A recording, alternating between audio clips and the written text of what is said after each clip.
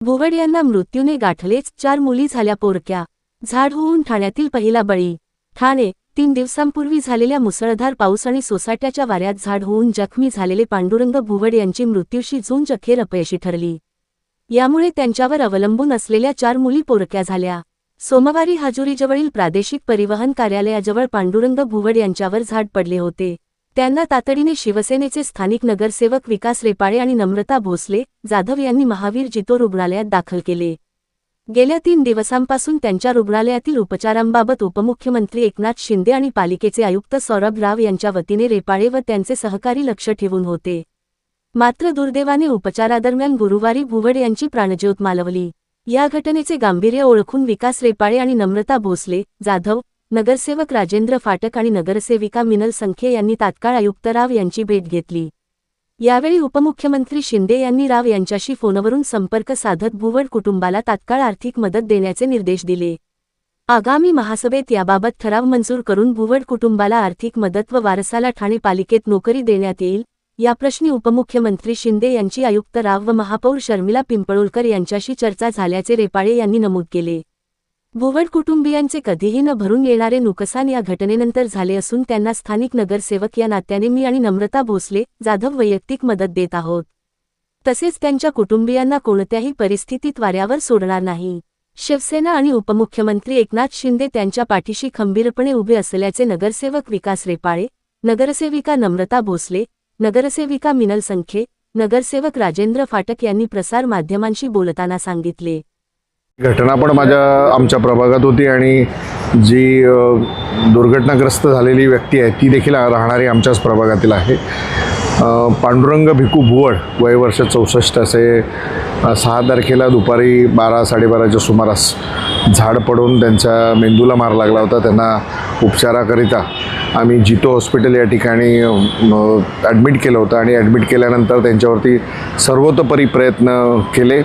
अगदी ज्युपिटर हॉस्पिटलचे तज्ज्ञ डॉक्टर देखील त्यांनी येऊन त्यांची शस्त्रक्रिया केली, परंतु त्यांच्या मेंदूला लागलेला मार हा अतिशय मोठ्या प्रमाणात होता आणि आज त्यांचं दुर्दैवी असं निधन झालं आहे. या दुःखद प्रसंगाच्या अनुषंगाने मी माननीय उपमुख्यमंत्री मी असेल, नम्रता भोसले मॅडम असेल, आम्ही सगळेच सहकारी नगरसेवकांनी माननीय एकनाथ शिंदेसाहेबांशी याबाबत चर्चा केली. शिंदेसाहेबांनी तातडीने माननीय आयुक्तांना सदर कुटुंबाला योग्य ती मदत करण्याचे आदेश दिलेले आहेत. मी माननीय आयुक्तांना मी असेल, नम्रता भोसले मॅडम असेल, आम्ही आत्ता भेटून, तसेच माननीय महापौर यांना देखील आम्ही भेटून या घटनेची माहिती दिली आणि त्याच्या अनुषंगाने त्या कुटुंबाला मदत करण्याच्या अनुषंगाने येत्या महासभेत तसा प्रस्ताव आणण्याच्या सूचना माननीय महापौरांनी प्रशासनाला दिल्या आहेत. माननीय आयुक्तांनी देखील याबाबत अतिशय संवेदनशीलरित्या मदत करण्याचं जाहीर केलेलं आहे. केलेलंच आहे. मी दररोज करत असतो. दररोज या संदर्भात प्रभागातील झाडांच्या बाबतीत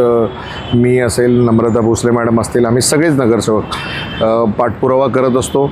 अगदी ज्या काही घटना घडल्यात आपण कालही बघितलं असेल की आम्ही माननीय उपमुख्यमंत्री एकनाथ शिंदेसाहेबांना जी वस्तुस्थिती आहे ती समोर आणण्याचा प्रयत्न केला आहे. अजून जे काही बाकीचे जे विषय जे न बोलता आले ते नक्कीच येणाऱ्या महासभेमध्ये मांडले जातील की कशा पद्धतीने त्याच्यामध्ये कामात सुधारणा केली पाहिजे. आणि मला असं वाटतं की थोडंसं असंवेदनशील असे काही अधिकारी वागत आहेत आणि त्या दृष्टीने देखील त्याबाबत येणाऱ्या महासभेमध्ये त्याबाबत चर्चा करण्यात येईल आणि नक्कीच प्रशासनाला जी काही दुर्घटना घडली आहे किंवा जे काही संबंध ठाणे शहरामध्ये जी काही आपत्तीच्या बाबत प्रशासनाने केलेली कामगिरी याच्याबाबत नक्कीच जाब विचारण्यात येईल. चांगल्या झालेल्या कामाचं कौतुक करताना जिथे चुकलेत त्या ठिकाणी अगदी जाब विचारण्याचं काम देखील आमच्या माध्यमातून करण्यात येईल. आपत्ती व्यवस्थापनाच्या मला वाटतं एक अधिकाऱ्याला सस्पेंड केलेलं आहे, परंतु सस्पेंड केल्यानंतर देखील थोडी कामामध्ये सुधारणा झाली पाहिजे. त्या दृष्टीने देखील योग्य त्या उपाययोजना करणं, योग्य त्या पद्धतीने काम करणं हे देखील तितकंच महत्त्वाचं आहे. जरी पाऊस ओसरला असला तरी निसर्गाची आपत्ती आणि एल्निनोमुळे ह्यावेळेला कधीही अचानक जोरात पाऊस पडू शकतो, कधीही कुठली आपत्ती येऊ शकते. तर पुढच्या उपाययोजना करण्याच्या दृष्टीने देखील योग्य त्या स्टेप्स ह्या आत्ताच घेतल्या पाहिजेत. इतकी झाडं का पडतात याचं शेवटी रूट कॉज ॲनालिसिस देखील करणं तितकंच गरजेचं आहे. याबाबत देखील माननीय आयुक्तांची, माननीय महापौरांची आम्ही चर्चा केलेली आहे. नक्कीच त्याबाबत पांडुरंग मुंडे माझ्या प्रभागातले आहेत, धर्मवीर नगर नंबर 2 मध्ये राहत आहेत. आणि ज्या दिवशी म्हणजे सोमवार वार होता आणि 12-12:30च्या दरम्यानमध्ये मुसळधार पाऊस चालू होता आणि ते तिथून चालत होते आणि चालत असताना RTOच्या इकडे असलेल्या रस्त्याला कडेला जो झाड होता तो उन्मळून त्यांच्या डोक्यावर पडला आणि ते तिथे जखमी झाले होते. मला जेव्हा कॉल आला तेव्हा मी आपले महापालिकेचे कमिशनर सौरभराव आणि आपले आपत्ती व्यवस्थापन तडवी साहेब यांना मी ते लगेच कॉल करून त्यांना व्हिडिओ वगैरे पाठवलं. त्यांनी लगेच TDRFची लोक तिथे आले जागेवर आणि त्यांनी झाड काढलं आणि त्या पांडुरंग भिक्खू बोर्डला लगेच महावीर जैनमध्ये त्यांनी ॲडमिट केलं. आणि आयुक्तांनी डॉक्टर शिंदे न्यूरोसर्जन आहे त्यांना बोलवून त्यांच्यावर शस्त्रक्रिया सुद्धा केली. महापालिकेने चांगल्या पद्धतीने सहकार्य केलं, परंतु ते आज निधन झालं त्यांचं. खरं तर त्यांना आमच्याकडून भावपूर्ण श्रद्धांजली.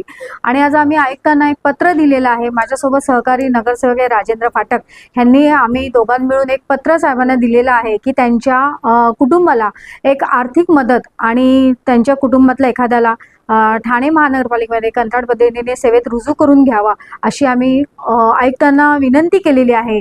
परंतु महाराष्ट्राचे उपमुख्यमंत्री ह्यांनीही आत्ता आयुक्तांशी चर्चा केलेली आहे आणि त्यांनी सांगितलेले की 10 लाखाची आर्थिक मदत आणि त्यांना कुटुंबातील एखाद्या सदस्याला पूर्ण आपल्या महापालिकेत सेवेत रुजू करून घ्यावा असं महाराष्ट्राचे उपमुख्यमंत्री एकनाथजी शिंदेसाहेब यांनी सुद्धा असा आदेश दिलेले आहेत.